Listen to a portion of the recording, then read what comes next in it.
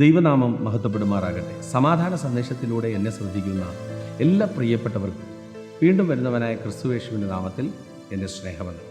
റോമാലേഖനം 11 അധ്യായം അതിൻ്റെ 19 മുതലുള്ള വാക്യങ്ങളിൽ, എന്നാൽ എന്നെ ഒട്ടിക്കേണ്ടതിന് കൊമ്പുകളെ ഒടിച്ചു കളഞ്ഞു എന്ന് നീ പറയും.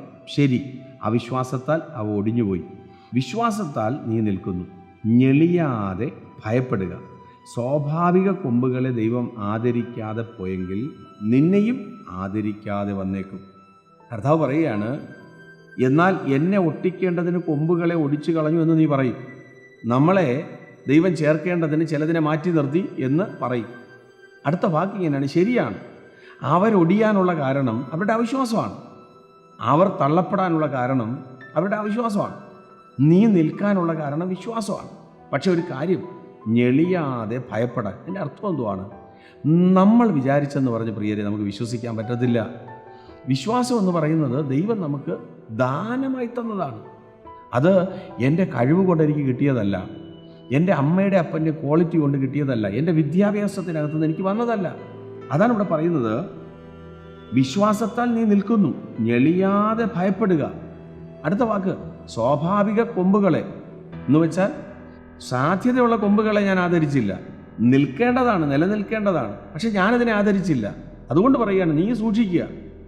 ഈ രക്ഷയുടെ സന്തോഷത്തിനകത്ത് പ്രവേശിച്ചിട്ട്, അർഹതയില്ലാത്ത ഈ വലിയ മഹത്തായ സന്തോഷത്തിനകത്ത് പ്രവേശിച്ചിട്ട് ഒരിക്കലും ലഭിക്കാൻ സാധ്യതയില്ലാത്ത നിത്യമായ ഭവനം നമുക്ക് ലഭിക്കുമ്പോൾ ഞെളിയാതെ ഭയപ്പെടാൻ പറയുകയാണ്.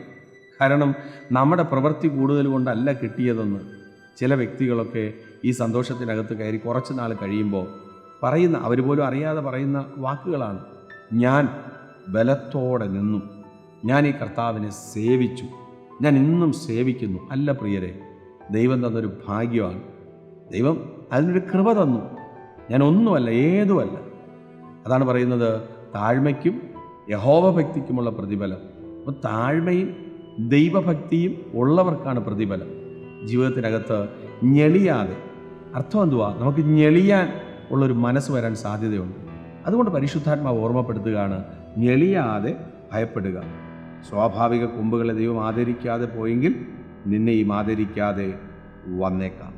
ഈ സന്ദേശം കേൾക്കുമ്പോൾ ജീവിതത്തിനകത്ത് ലഭിച്ച ദാനത്തെ മുറുകെ പിടിച്ച് എപ്പോഴും നന്ദിയുള്ള ഹൃദയത്തോടെ താഴ്മയോടെ സഞ്ചരിപ്പാൻ ദൈവം കൃപ ചെയ്യട്ടെ.